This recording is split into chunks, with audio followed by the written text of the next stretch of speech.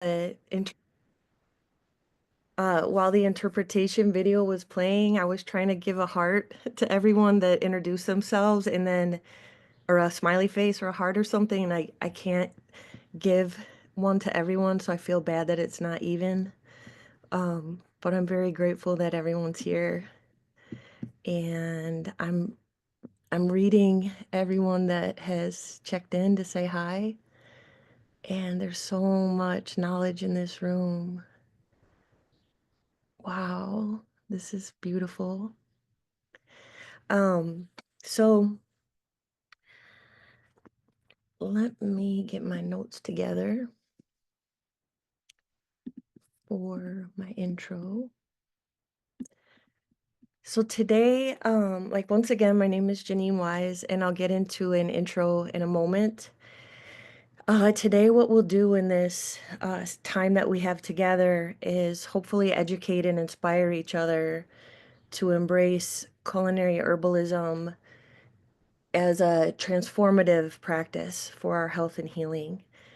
Hopefully, we can think about connecting or reconnecting to ancestral or community knowledge.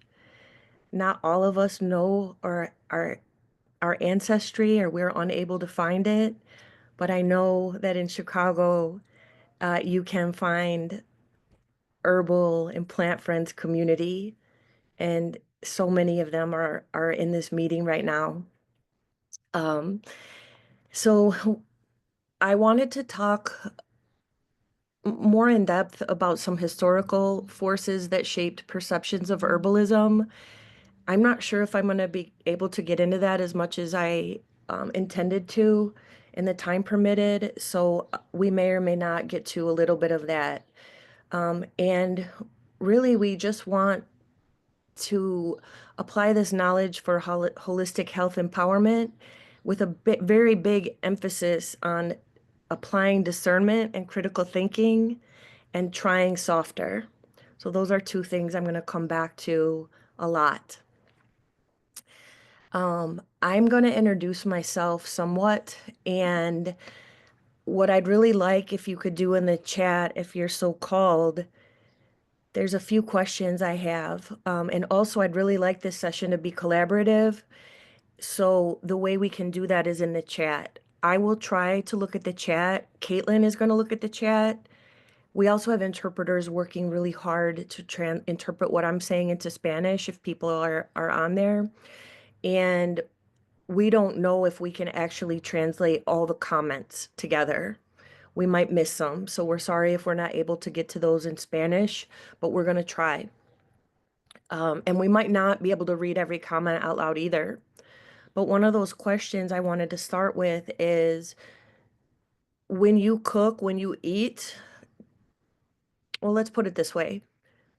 When you aren't feeling well, or when you were growing up, when you were a child and you weren't feeling well, or now as an adult, do you have any go-to dishes or drinks or recipes that you turn to at the first sign of sniffles or a cold or the flu or possibly COVID or um, anything that you're not sure if you're going to need to go to the doctor about, but there's something that maybe grandma made you, or there's something that you really like that you go to. And so while people are um, dropping that in the chat, I will introduce myself. And if it's a dish that maybe you don't think many people will be familiar with, maybe you could describe it a little. Maybe you could say, it's full of garlic or ingredients that you go to. And I really appreciate you interacting, even though I can't call everyone out personally. And then I'm going to start with I have my own apothecary here at home that I really wanted to show you guys, but it's an absolute mess.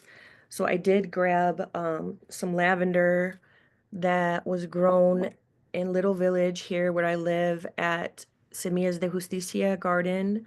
And this is so beautiful.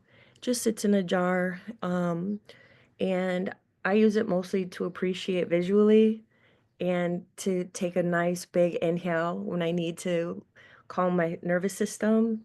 So I'm going to share this with you if you want to do smell it through the screen and see if anybody can really invoke that aroma of lavender straight from the southwest side.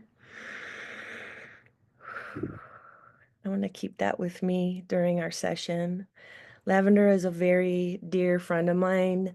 I think that lavender is a plant that is always there for people emotionally, in my opinion.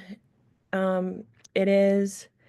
I don't always like to eat lavender. Some people will make like lavender ice cream or they like lavender lattes and things like that. I'll do a lavender latte every now and then, but I mostly like lavender for like smelling and body products and things like that.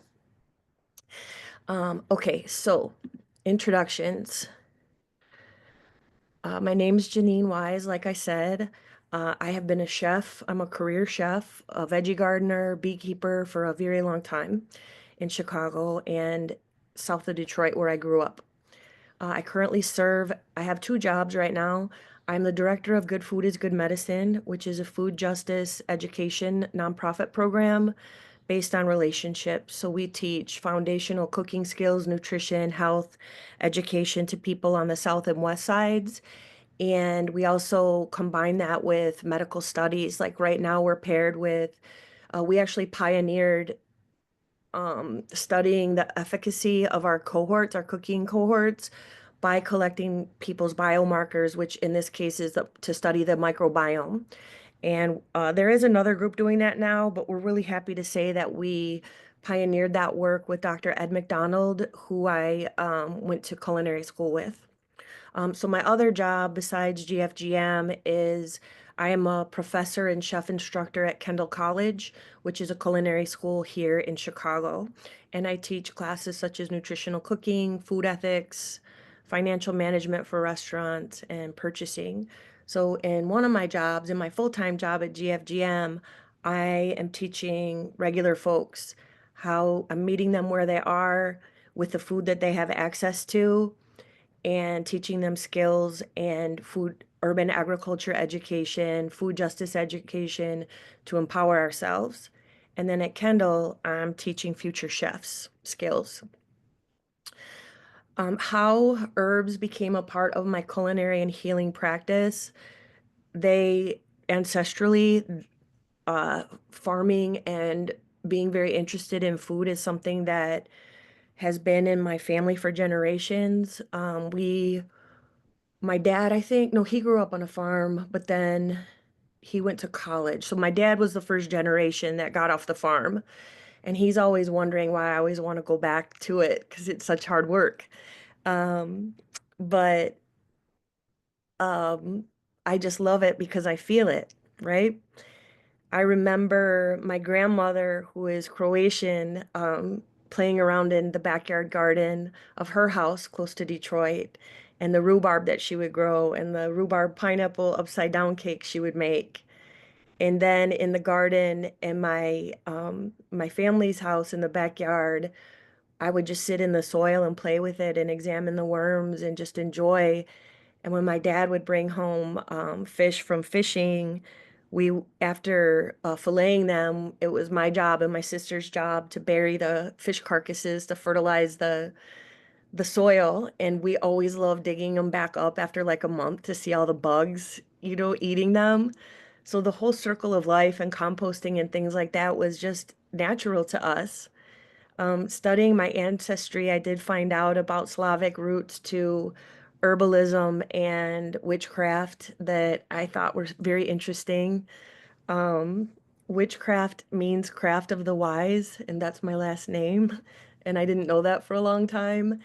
And while this session is not about ritual in that way necessarily, it's very important for what I do with herbs in my personal practices. They really plant allies guide and support me through a lot of emotional states and purification and protection and sending love to people and things like that.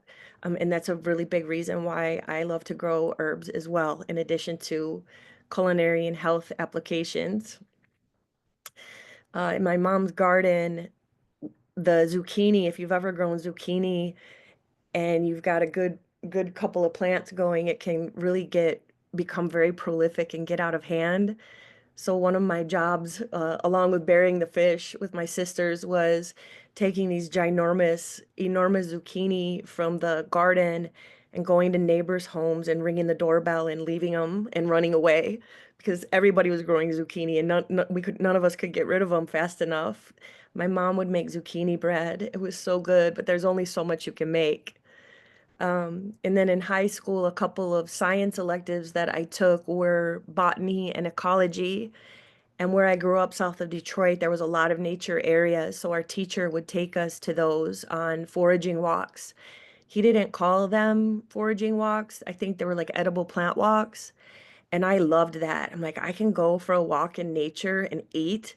Like, this is amazing. And so the final project in those classes, each of those classes is you would bring a wild food that you found and make a dish with it. And I remember one time I made mint tea, and the other time I found chives growing in the wild, and I added them to a can of manwich, which we didn't eat, but I always wanted to try it. So I was like, oh, I'm just gonna add chives to this manwich, which if you've never had is like a meat in a can, but like juicy. And I thought I really did my thing with that manwich. Obviously, I had not attended culinary school yet, but I did get an A on that project. So after high school, we moved here, and I graduated from DePaul with a BA in International Studies. And I did that degree bilingually in Spanish. So my classes in Chicago, such as macroeconomics, microeconomics, political movements, all the things you would take in English as an international studies student, we had a grant from the government. I took all those in Spanish here, and they were teaching us to not translate anymore as we learned. Part of that was moving to Mexico to study at a university, and we got to pick whatever we wanted to study because we weren't going there to study Spanish. We were going there to be university students. So I picked economics. And what happened in Mexico when I was getting to know people and my host family is we really connected on remedios, on herbal remedies. And I found that there was an emotional connection in talking about our foods that transcended any differences. Like it was very easy to make friends when we were talking about herbal remedies and foods and things that we had in common and reasons why we use things. And that's when chamomile had always been a friend of mine, but that's when chamomile, I really paid attention to what chamomile was doing in my conversations, manzanilla in Spanish. And chamomile is a beautiful herb. It's very calming and nutritive and easy to grow. I mean, you better be careful when you grow chamomile because you might get more than you bargained for, but if you love chamomile, you're going to be fine with that. Um, Chamomile is a beautiful herb, and that was like a connection that I really enjoyed making. So all through my life, I was given these glimmers and experiences to be able to be part of nature and food and what we can do with them. And we would talk about, what they would do with chamomile or things like that. And when I would get sick in Mexico, like maybe I'd get a cold or something, she would make me caldo de pollo, just like my mom would make me chicken noodle soup in Michigan growing up. They would make me chicken soup, and it was really beautiful to see. And I think every culture might, I mean, I'm going out on a limb, but so many cultures have that the healing properties of chicken noodle soup or chicken soup. They don't need a third party certification to tell you that this soup is curative, it's nutritive, it's nourishing, right? But come to find out, alliums like garlic and onions are really great for moving things through the body when you have a viral sickness like that, or they'll help open up your sinuses, right? So these are always good supports. Another big one growing up when I was sick was Verner's ginger ale and saltines, chicken noodle soup, and The Price is Right. That was a prescription during like elementary and middle school to feel better. Um, so after DePaul, I was actually an economist for the federal government, and I did the Import-Export Index and the Producer Price Index, and I hated it. It just was not what I thought it was going to be, and I was very depressed because I had prepared so much. I thought I was going to eventually be a diplomat, and I became so cynical at seeing how structures like the World Bank and the International Monetary Fund move cultures, against their will, right? And it really bummed me out. And I thought, what am I going to do? This was, my dream, and I just don't know what to do. So I ended up waiting tables. I said, I'll just go back to waiting tables till I figure it out. And I ended up managing restaurants and then deciding after some years when I just could not figure out what am I going to do with this degree. And I attended culinary school because I realized with the way I moved and the kind of friends I was making, I'm very curious about how everybody's living. I'm very nosy about what you're eating, in a non-judgmental way. And it's more in a very open-hearted, like we can connect over food. Like I'm quite sure I might not know about sports, or I might not be a good painter, or things that I might not have knowledge in, but every day I eat and so do you, right?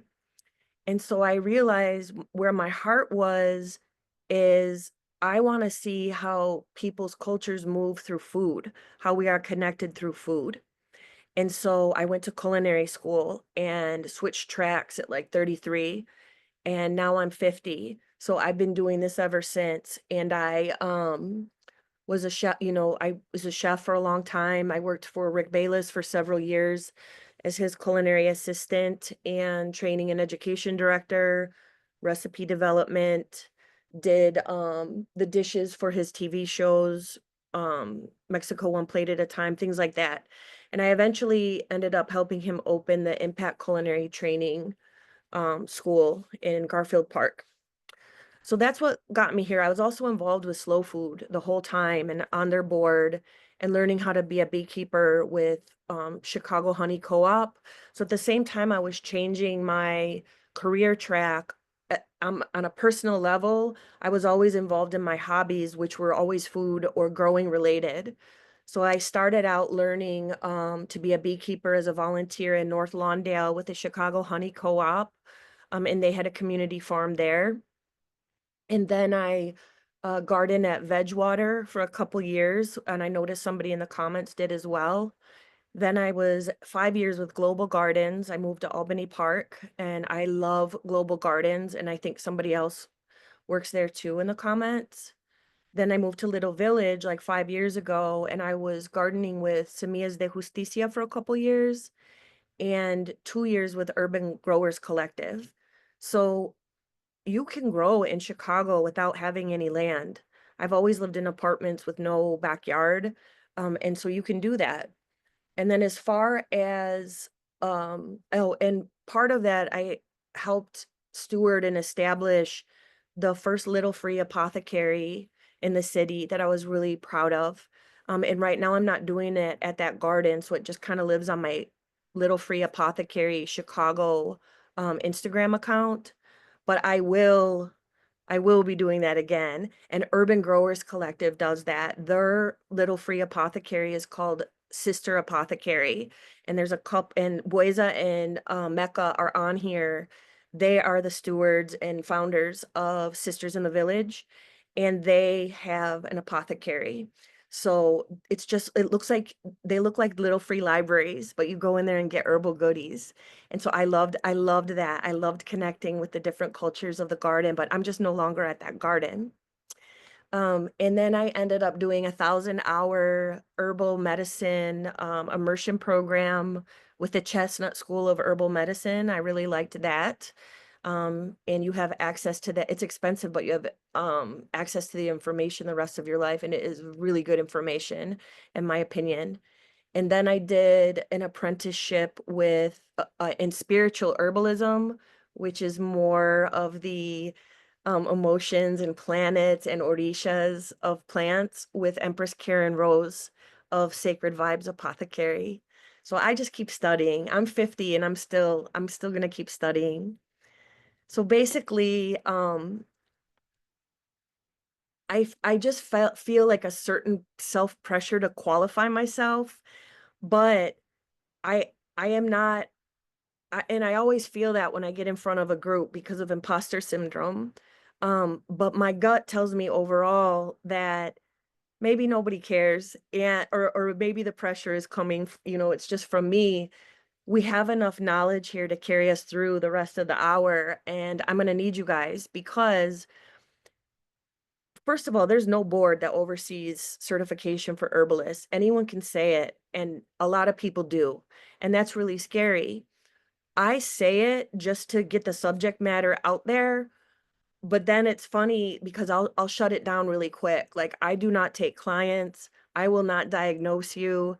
I pretty much won't tell you what herb you should take for this because I myself have a couple chronic conditions that impact my life significantly every day and in this very moment.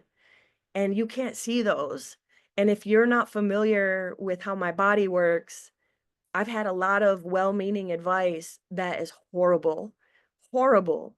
And I the more I learned, the more trepidation I felt at trying to be anybody who could give that information to someone else. I just don't, it's not my lane. I think that we should all make informed choices and apply lots of discernment. Be very careful about who you're getting your information from. They don't have to be perfect. I'm not perfect, but check and check and check.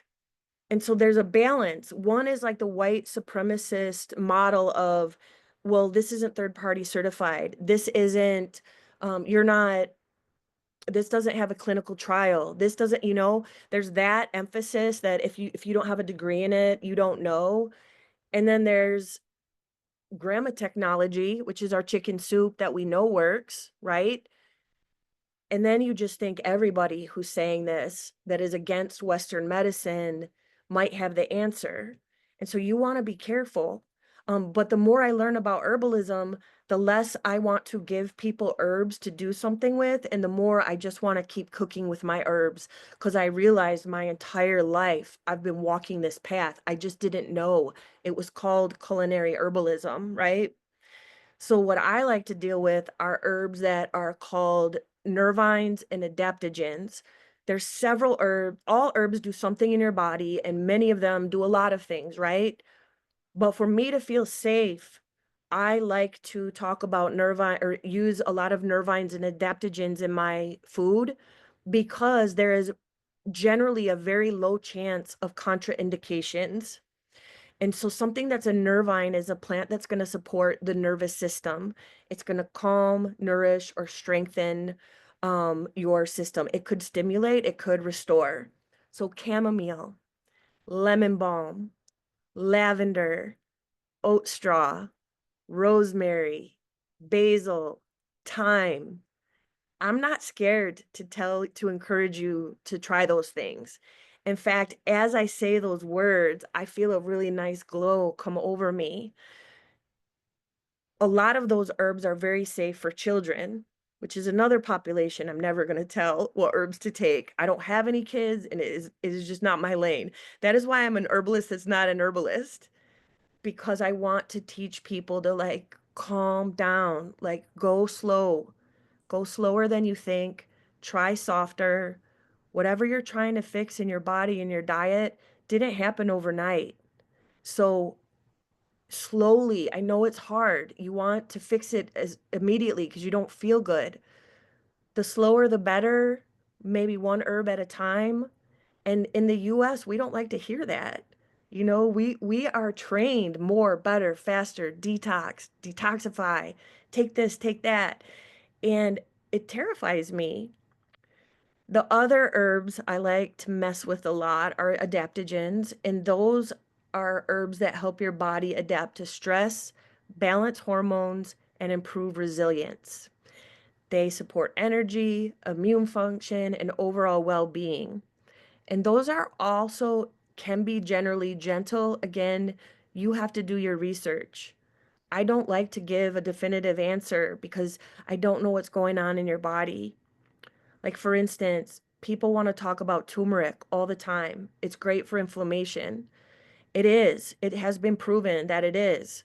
But if you start eating a ton of turmeric out of nowhere, when I started taking turmeric even a little bit, I got terrible heartburn. So I was like, what? I didn't know why, because I just assumed that because it was natural, it was good for me. So in my case, I can eat turmeric in my food, but I don't have any business taking like turmeric supplements. That's too harsh for me. Also, if you're blindly taking a ton of turmeric and not combining it with black pepper is what unlocks the bioavailability. It lets the turmeric do what it needs to do. If you don't know that, you might just be in one end and out the other, right? So you really have to be careful. And so that's why I feel so safe being a culinary herbalist because I have been a chef for a very long time and I've been studying this for a long time. And there is a degree that's coming out at the CIA. So people in my industry, don't be scared that I said CIA. In the chef industry, we have the CIA and the NRA, and that is the Culinary Institute of America and the National Restaurant Association, before anybody freaks out. So the CIA just came out. Oh, I have to speak slower. I got a reminder. The CIA came out with a new master's degree in culinary therapeutics, and that is like culinary medicine. It's brand new, and I will be applying for that and hopefully doing that in the next 2 years. So, because I got a reminder to speak slowly, I want to look at the comments and I want to try my tea.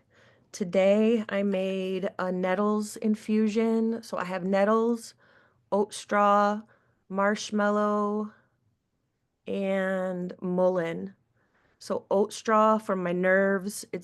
I believe it might be the only herb that can penetrate the myelial sheath. Mecca, did I say that right? It's one of the few herbs that can pass the blood-brain barrier and to support your health. And nettles is a nutritive. They're the stinging nettles that you know from gardening. Okay, I did say I'd be quiet. So, miso soup, egg drop soup, golden milk, ginger and everything, ginger ale, CN soup. I think that's chicken noodle, veggie soup and ginger ale, garlic, lemon, honey, chicken noodle soup, and a touch of echinacea tincture. Love it. Turmeric, ginger, black pepper tea, turmeric anything, best in juice format, soup with lots of veggies, heavy lemon and honey tea, ginger tea with honey, spilanthes, bullseye flower, hot water with lemon and honey for a sore throat, anything with ginger, chamomile tea and beef soup, rosemary, honey, garlic, apple cider vinegar, oxymel from grandma. We're going to talk about oxymels in a minute. Okay, sopita de fideo, so noodle soup with a lot of onion and garlic, té de gordo lobo. Danny, is gordo lobo mullein? I don't remember. And honey, ginger, lemon tea, chamomile, oranges, Gatorade, Jello, Ghanaian soup, okay, Abena, light soup, lots of pepper, heat, spices, ginger, and chicken soup, lemon, ginger, honey, turmeric, pot liquor, the broth left behind from cooking greens. That is a broth of the gods. Tea and soup, minimal solids, lavender, honey lavender, oat milk, iced latte. Okay, so from where I scrolled, there's 46 more messages.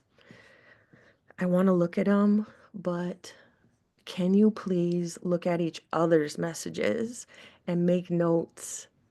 Melanie's mom taught earth science and ecology. I love it. Can't leave out The Price is Right. It's part of the healing formula. Food is medicine. Firesider, yes.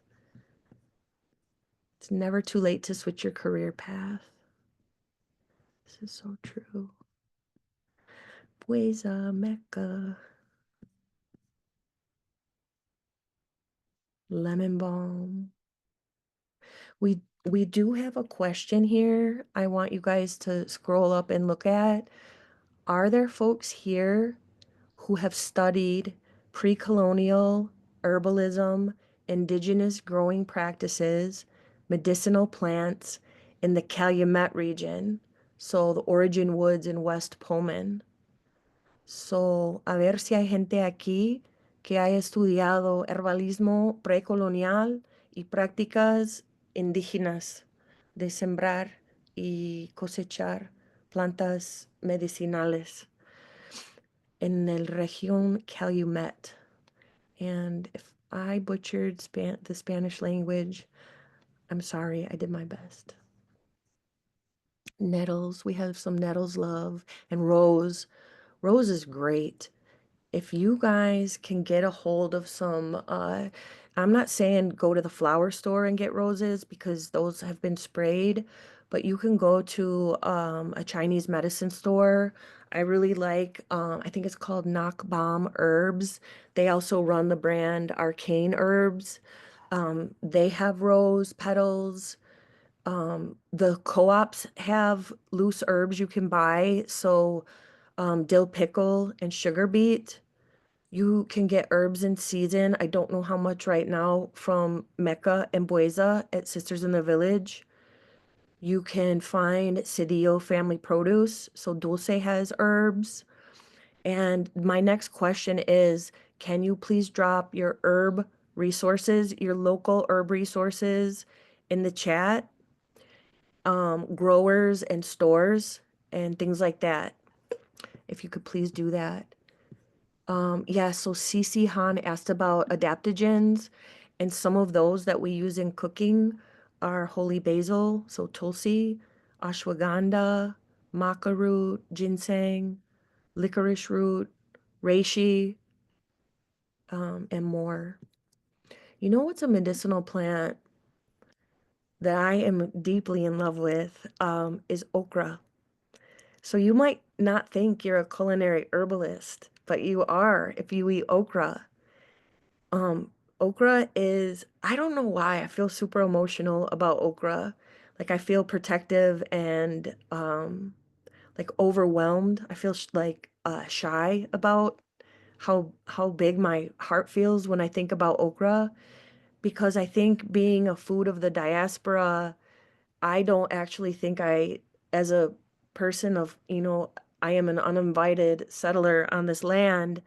I'm not always convinced I deserve to eat okra the way just extract, go to the store, buy it, not think about it, eat it.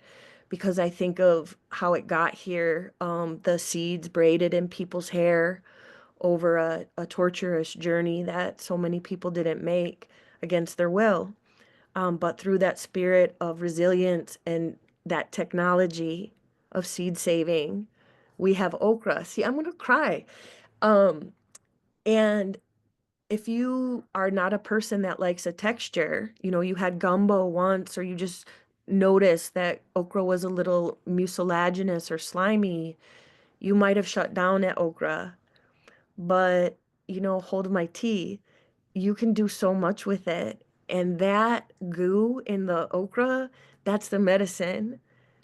So something I learned in Mexico when my host family's girlfriends, like her friends would be over and we would talk about food and I was feeling down, they would um, tell me like I need to eat nopales, I need to eat cactus. And they would feed me cactus, which if you've ever had cactus paddles, it's gooey. And like aloe, you can eat the inside of an aloe and it's gooey. And that property, which is the same in okra, like they say it cleans your blood. And something I really like to make from okra is okra water. So you can make an okra agua fresca. Just chop it up, and I would make a simple syrup infused with, let's say, chamomile or basil or thyme. So you infuse water, you bring the water up to a boil, and then let it simmer and sit until that water gets everything you want out of those herbs. You strain it. So that water should be a nice dark green. Add honey, agave, sugar to taste, or leave it plain. And then you add lime juice and your chopped up okra. Leave it in the fridge overnight. All of this is to taste. So if you thought you were getting any recipes out of me, you're gonna have to play. I'll give you ingredients and maybe some rough ratios, but you're gonna be fine. You're gonna make your way. And it's so good, and it does get like a thicker quality to it, like a chia drink. So to me, food as medicine and culinary herbalism has a very strong emotional component to it. And that is what I am calling in a lot of the times when I cook for the healing, is the emotion. Like I've told you how I feel about chamomile. Um, One dish I really love to make for people that I care about deeply that has the secret strategy of chamomile in it. Now, I do tell them it has chamomile, but cooking with intention is medicinal as well. And so I'll take some coconut milk, and at very low heat, I'll throw in a lot of dried chamomile, and I will let that infuse over time. So I don't want to boil that. I just do it low and slow to get it that those components extracted. And then I strain it. And then with that coconut milk and water, I make rice. And usually I will have sauteed some aromats before I put the rice in and the coconut milk. So your garlic, your onions. So already we're doing culinary herbalism. I'm calling it that, but it's not just herbs. It's all our food, right? So now we've just put in antimicrobial, antibiotic properties with the alliums, right? I toast that all up with some spices, get my rice of your choice going, and that chamomile infused coconut milk. And you could infuse it with more things. It'd be nice to have like a stronger counterpoint in there, like maybe a lemon thyme. So you make your rice. When your rice is ready, throw some garbanzos in there. And then on the side, saute some amaranth leaves and then throw those in. And that dish is so healing and comforting and soft and gentle. And if you don't feel better after eating that, especially with how much love is put in that, who knows? I don't know what to say. Okay, let's see. Thank you for confirming my Spanish speakers that Gordo Lobo is Mullen. If you directly translate Gordo Lobo, it means fat wolf, which I think is going to be my punk rock name coming up. Somebody asked me to spell that medicine store, CMD Chime. If you're talking about the one in Chinatown, I'm not sure if somebody, yes, Sophia Martinez dropped it in there. Thank you, Sophia. Nambak. You can also get acupuncture and things like that there. Tamika says okra is righteous. Tamika, are you going to be growing at Urban Growers Collective again this year? Because I might apply for a plot again and I would love to see you. Tamika also likes the mallow. She's a chef as well and a food scientist. She loves the mallow family as plant allies. So the reason why I have marshmallow root in here is it's very soothing through to your throat. It's a dried form, and I don't think it gets as gooey as an okra, but it has that same effect. If you haven't noticed, I am a yapper. I will take one breath and go for hours because of the way my brain is. I get very nervous that I'm going to leave important information out. I have social anxiety. It really isn't because of ego, so I'm sorry if it seems that way. It's because I'm more nervous than you know, and that causes me to fill the space. And so I need things like mallow for my throat because I yap. I think if Alan's on this call, he can attest to my yapping. Benefits of nettles. Thank you, Brecky. Thank you, Mecca. Thank you, Abena. Thank you, Kari. I love this. This is what I wanted. What I had nerves about is that you guys were going to come to my session and expect me to know everything, and I don't and I can't.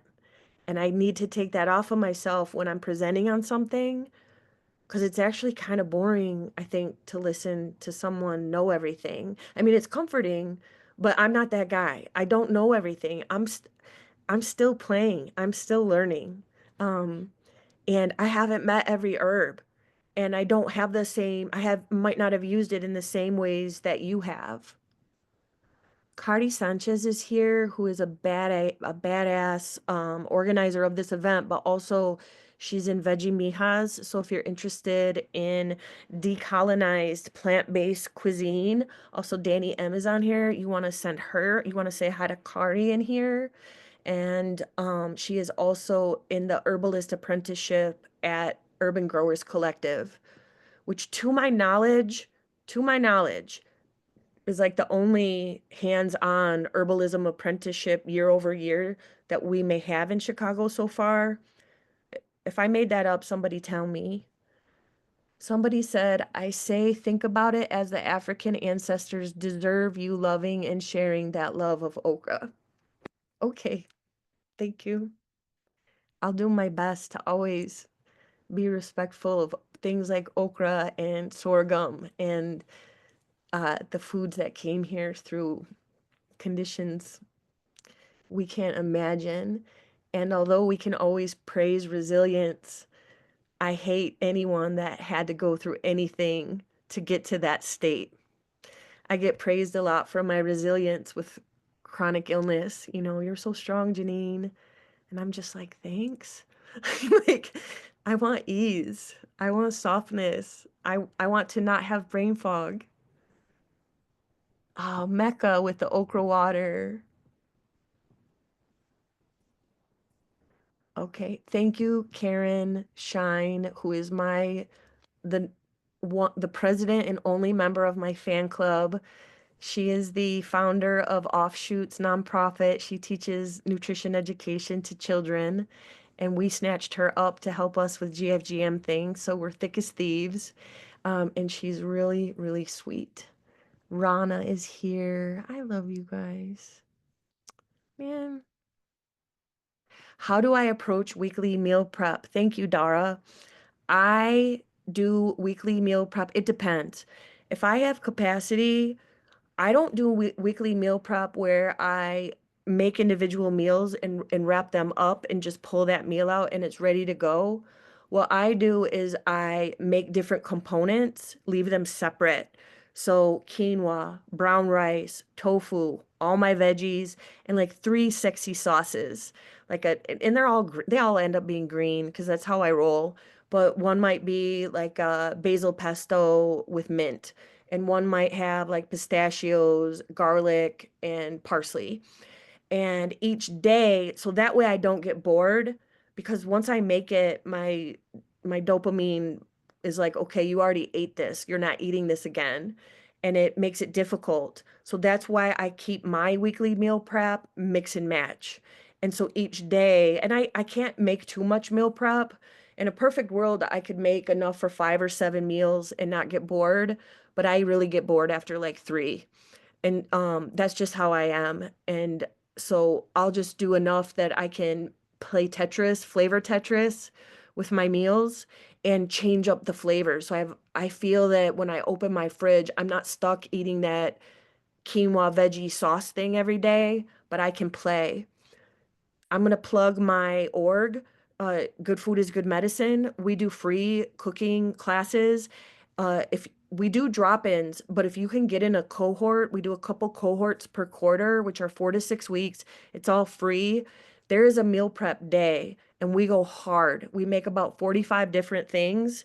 I run you guys like a restaurant. I give you prep lists, and then we bring in an RD who tells you, because a lot of us know. Like for me, I know a lot about food and what is healthy.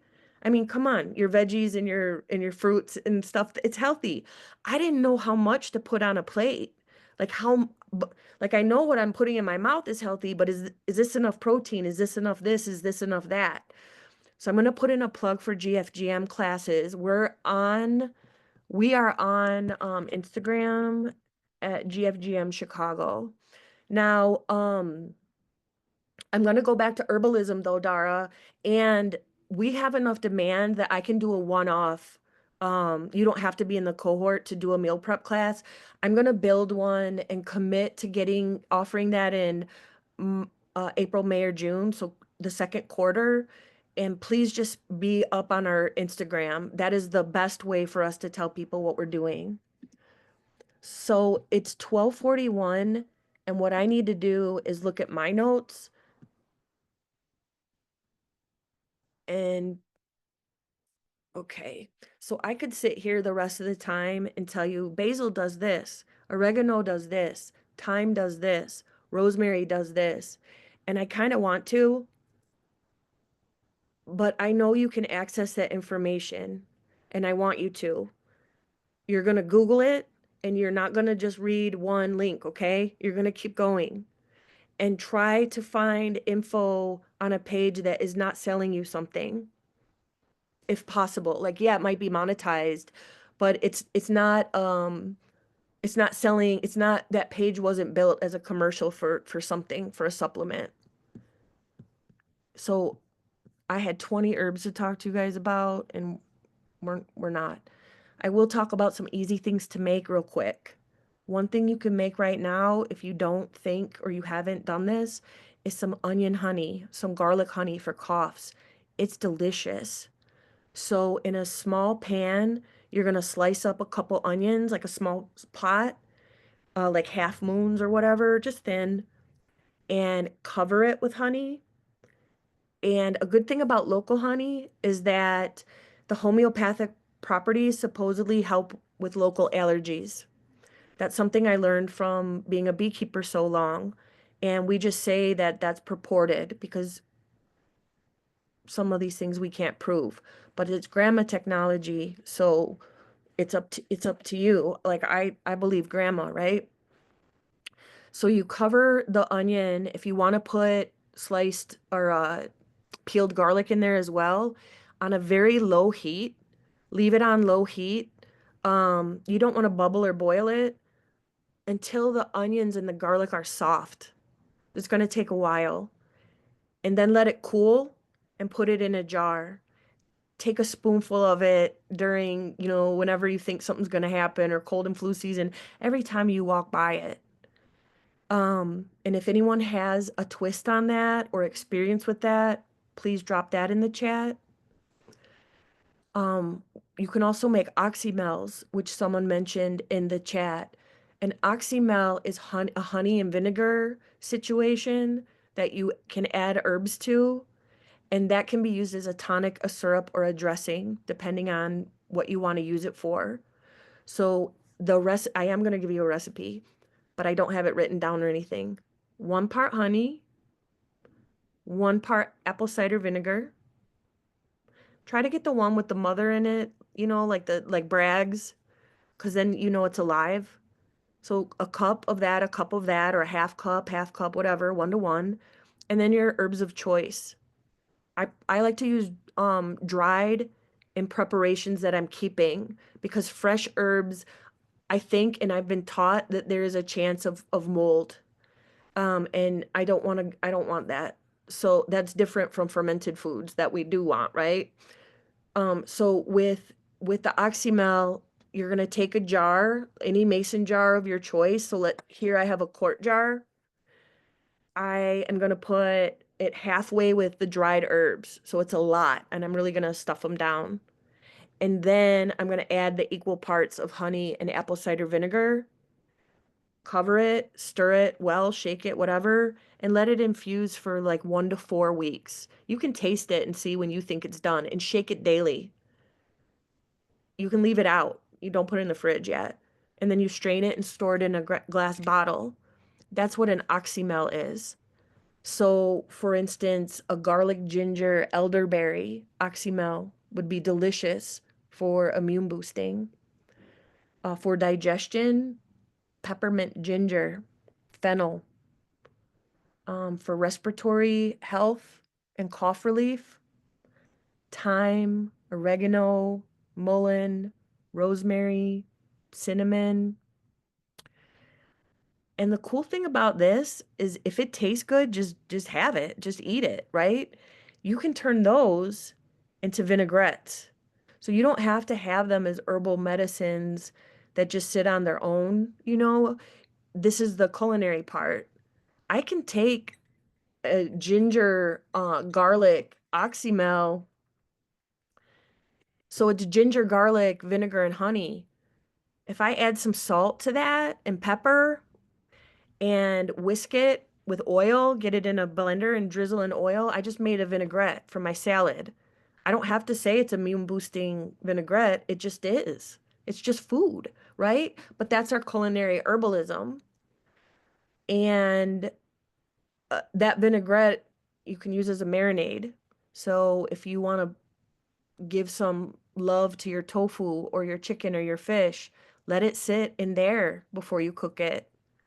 Take some of it and take that oxymel and stir it into some Greek yogurt or some silken tofu for a delicious sauce. I mean, this is what I'm talking about when that's why I feel comfortable living like with the knowledge and experience I have living in the culinary herbalism lane. Because I'm not saying, oh, you have this, you need to take these herbs with such a protocol. I can say, like, oh, it's cold and flu season. Let me make you a really yummy salad with a garlic ginger vinaigrette. That's medicine, right? So that's oxymel and infused honeys. We also want to talk about our fermented foods. So fermented foods, once big retail found out how much money you can make out of them, they're looking like the yogurt aisle. I mean, I remember when yogurt used to be healthy, and now when you go to the yogurt aisle, it's candy. Yogurt is candy. I'm fine with that. I love candy. I'm going to eat that whenever I want to. But when I want the health benefits of yogurt, I'll probably go for like a cultured, unflavored, unsweetened yogurt, right? I won't believe that like something with whatever's going on in that yogurt aisle with all the I just know that when they put like cartoon characters and make the bottle of yogurt drinkable and in the cartoon character, I think something's probably up with that. So, the same thing is happening with fermented foods. People are jumping on the words prebiotic and probiotic and slapping them on their foods. And it might not mean that those are the strains that your body needs. So you might think you're fixing something in your gut that really has nothing. Your gut's like, well, I don't know you, I'm just going to poop you out. Where you can find prebiotics and probiotics. So prebiotics is a type of fiber that doesn't break down in your body and helps with the beneficial bacteria. Those are going to be things like kefir or kefir, however you choose to say it. And that's a fermented drink. You can either make it dairy based or water based. So there's water kefir, and you can infuse those. That's a fermentation you do like on your counter. I do a secondary fermentation. Um, and you can buy grains off the internet if you don't know someone. It's like little gel chunks, and I have some. Speaking of fermentation, GFGM, we're starting with other fermentation groups in the city. We're starting a fermentation club this Monday, the 16th at Starling. It's free, and this one is just to find out what everybody wants to do. It's at 6:30. So go to the GFGM Instagram page and just come there. If you have something fermented, bring it. I have some kimchi I made, and I'll bring the water kefir, and I have natto. I have fermented soybeans that are really good for you, and some koji. Looking at my notes to see if there's any.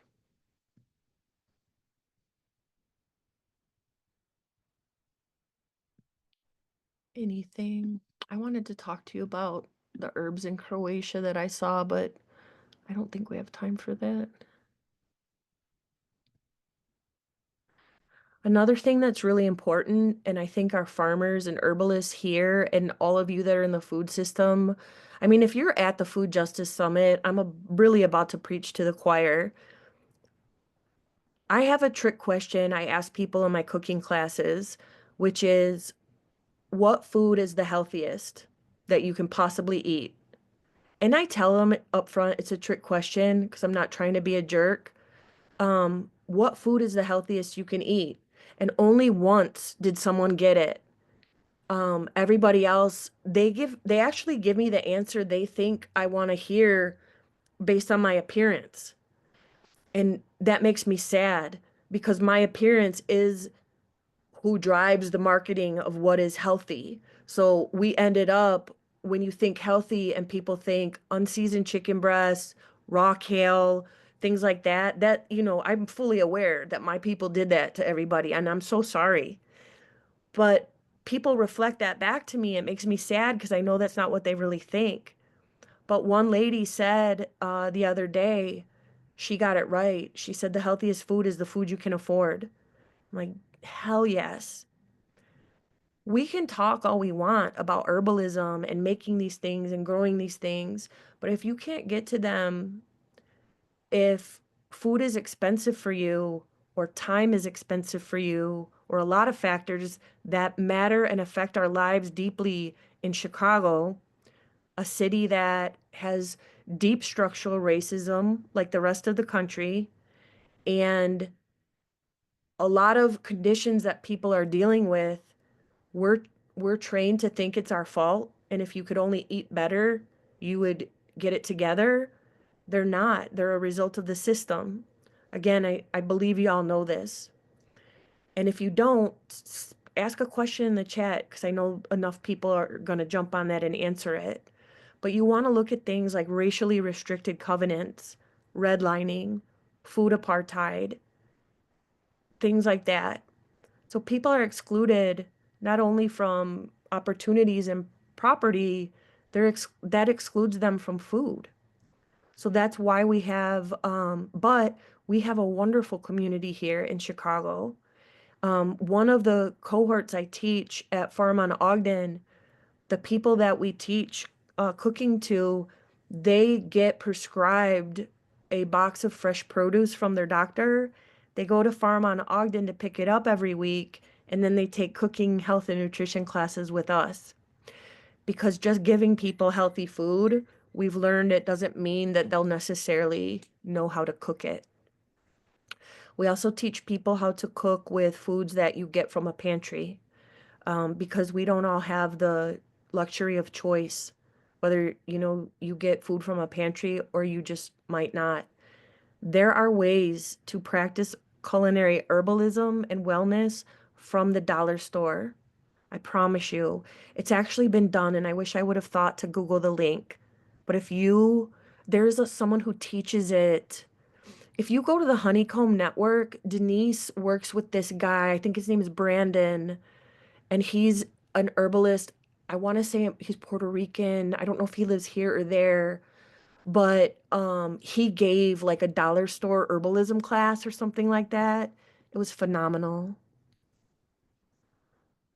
Oh, I like the answers that people have. Oh, any local honey makers, all these, but also Chicago Honey Co-op, of course. They taught me to be a beekeeper, so I'm gonna kombucha done well. Yes. Hi, Eliana. I'm so glad you're here. Thank you, Elise, for dropping the fermentation thing. Honeycomb Network does rock.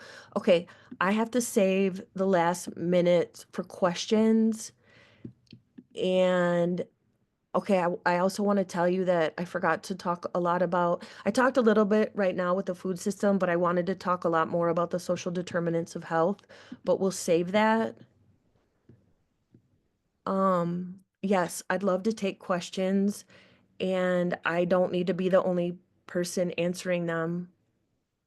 And I might drop some further questions in the chat while someone else is talking. Oh, cold extraction. Cold extractions, yes, those are great. And I think that there's enough people here to drop comments. Things like nettles, oat straw, overnight infusions. Put your herbs in, your water, leave it out on the counter. An overnight infusion is fine. Um, some things you need to decoct. So things that are branches, roots, hard berries, those need a boil. But there's nothing to prevent you to open it up, right? Because it's got a hard exterior. There's nothing to prevent you from once you getting that boil, stopping it, and then letting it sit overnight. Some herbs give what you need.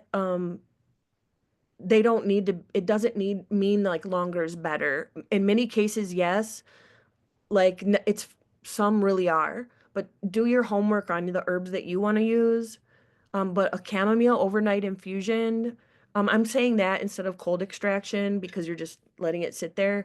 That would be great. Okay, so you can reheat your infusions, but I have heard it recommended maybe not to the point of boiling because you might kill some medicinal properties. Um, if I want to drink that again warm, I'll warm it up a little. Usually what I do is I drink my tea hot and anything left over, I put in the fridge and I drink it cold the next day. So I'll do it like backwards. Okay, Caitlin is gonna not be happy if I don't let people ask questions. Caitlin, start talking so I stop. No worries. Can you hear me okay? I'm not sure if I'm off mute. Yeah, I just wanted to let you keep going. You were just sharing such good information. But for folks, if you want to ask your question off mute, we just have a couple of minutes left, so you can use the raise hand function to ask verbally, or yeah, just continue dropping them in the chat. Um, and then at the end, I will send out a short poll before we leave. So please stay on so I can share that with y'all. And if you don't get a chance to ask your question out loud, can you please drop it in the chat? Because I can answer all these and they can be sent to everyone. And that includes resources you might need or things you want to be connected to. Um, I'm not going to commit to maybe doing all the exact homework nitty gritty. I can point you in a direction for sure. And if there's permission to connect all of us, everyone on this chat can add something.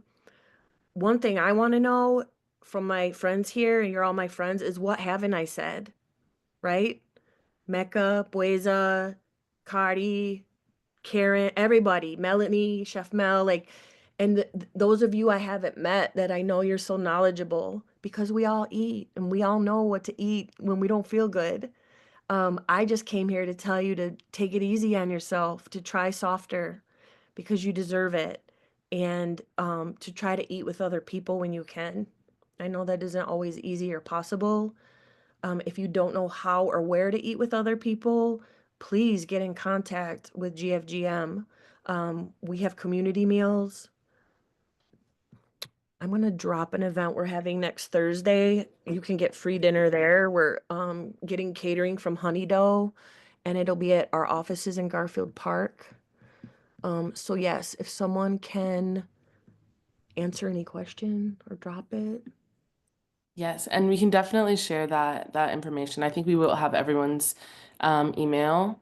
So if you're not interested in receiving it, go ahead and just send me a DM. Otherwise, we can send that out after. And I've been trying to take notes on what you've been sharing. So I can also add that in as well. I'm gonna go ahead and share this poll with you all.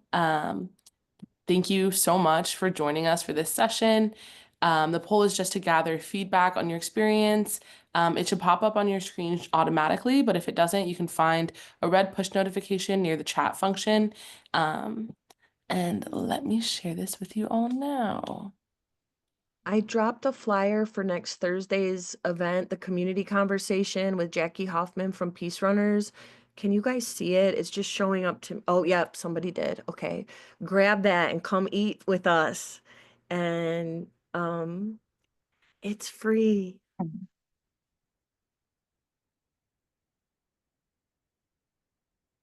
I hope a bunch of these, I hope you all can go to the in-person day because I need to hug a whole bunch of you. I'm also bringing binoculars on Friday so we can walk outside and look at birds and go nonverbal if anybody wants to.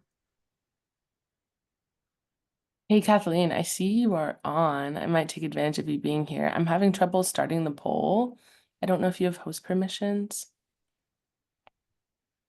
I don't, but I'm sure. Nonverbal. 1 second. There was so much great info going on in the chat. I think my Zoom crashed, which is QR code was oh, sorry. Mecca, I gotta fix that. I don't know what to do about that right now, but I'll fix it. It'll be, check our Instagram and I'll make sure that the QR code, either we repost it or it'll work by today, okay? Because I want you there real bad. Okay. Did anybody have any questions or do we need to wrap up, Caitlin? yeah, I wrote down the ones that I saw. I'm just scrolling back through. Hopefully Kathleen can help get the poll started shortly. My Zoom couldn't handle the incredibleness of this session. I want to But thank the interpreters, and I did forget to speak slowly. So, Irene and was the other interpreter's name Irene? I just want to say thank you. yeah, thank you so much to our interpreters. And everyone, please join us for our next session. It starts at 2. We have youth literacy and learning, how growing spaces can support education. There's a discussion workshop with Community University Partnership in the food system. We have the seeds we carry, migration stories. And then we also have network and systemic impact to leverage the power of public food procurement. So that's what's coming up at 2, and then there's another session at 3:45 and then 5:30. So go ahead and check the WebEx for the schedule and to get signed on those. And then we will try to send out any questions that were unanswered to folks in the chat.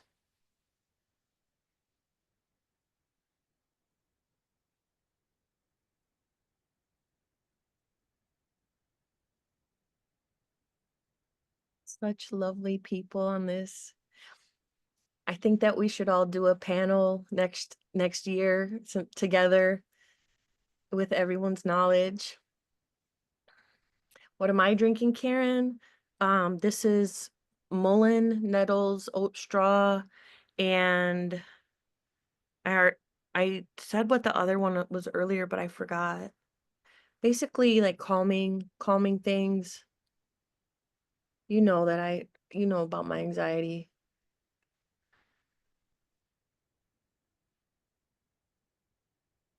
Some more lavender.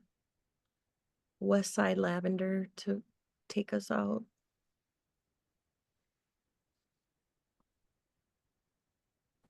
Thank you, Janine. Have a good day. See you soon. Thanks, everyone. I appreciate you all coming so much.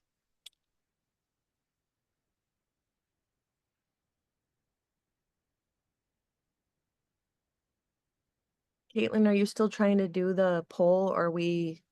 I think Kathleen was trying to sign in from a different account to see if we could get it. So if we still have folks on, hopefully we can get them to take it. We might just have to send out after the fact or skip this one. Um, but I feel like we got some great feedback in the chat. So if they are looking for that, I feel like we have some great thoughts to share. And will the chat be copied in the recording, or do we have a copy of it? I believe so. I think the chat gets saved as part of the recording and then also the Spanish interpretation as well. So we should have all of that able to post. And then I was like madly taking notes while you were talking. Did not catch all of it, but was also copying down things. Like just there's so much collective knowledge here. And so I got some of the questions you asked and folks' responses to it.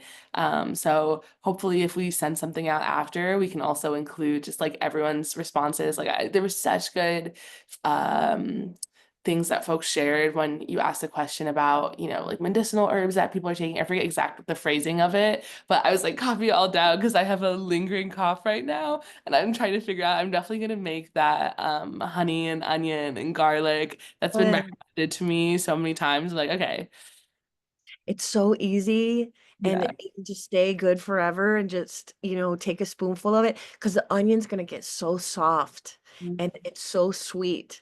And it's just delicious. I felt so happy when I saw everyone here with all the knowledge. I felt so supported. I get so nervous about being the face of something because I didn't invent any of this. I just love it. And then when I realized I wasn't alone in all this passion and knowledge, I felt so much better. Yeah, everyone here knows so much. There's so many great resources. One thing I wanted to ask you, when you're making the honey and onion um, cough syrup, do you need to put like oil on the pan or anything? Would the honey burn or the water comes off, or you just put it straight on there? You're Okay, gonna do it at such a low heat. okay, You're not cooking the onions, you're melting them. okay, It's really low and really slow.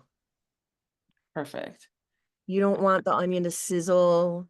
You don't want the honey to bubble. I mean, maybe a bubble or two, but you don't want it bubbling, right? Got Less it. than a simmer. Let me see if I have the exact.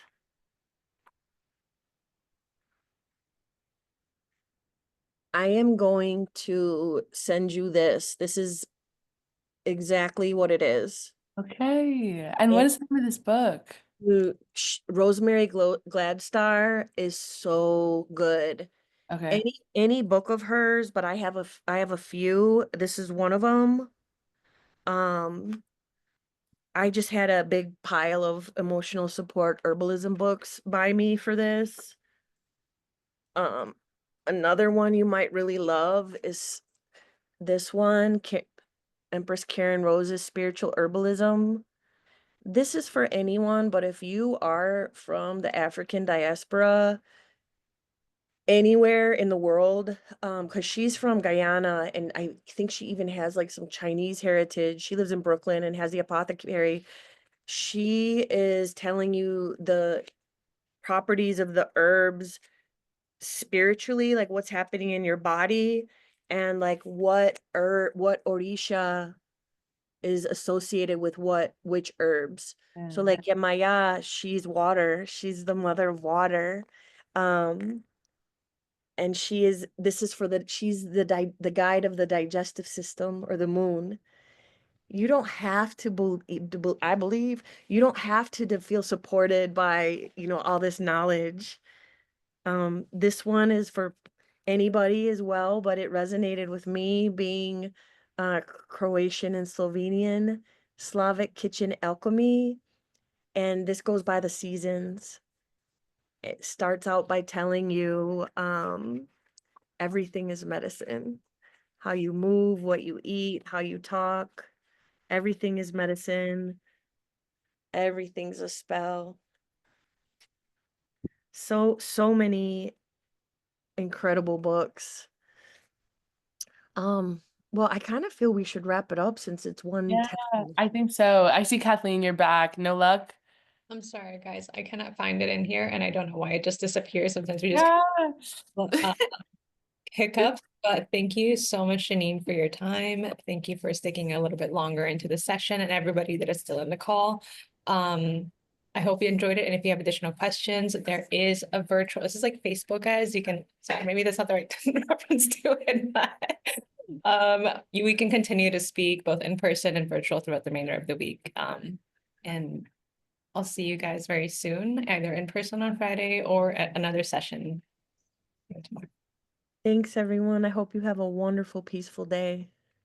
Awesome. Thank you guys. Thank you, Kathleen, Janine, our interpreters, and our captioner. I appreciate all of you, and we'll see you in another session soon. Bye, guys.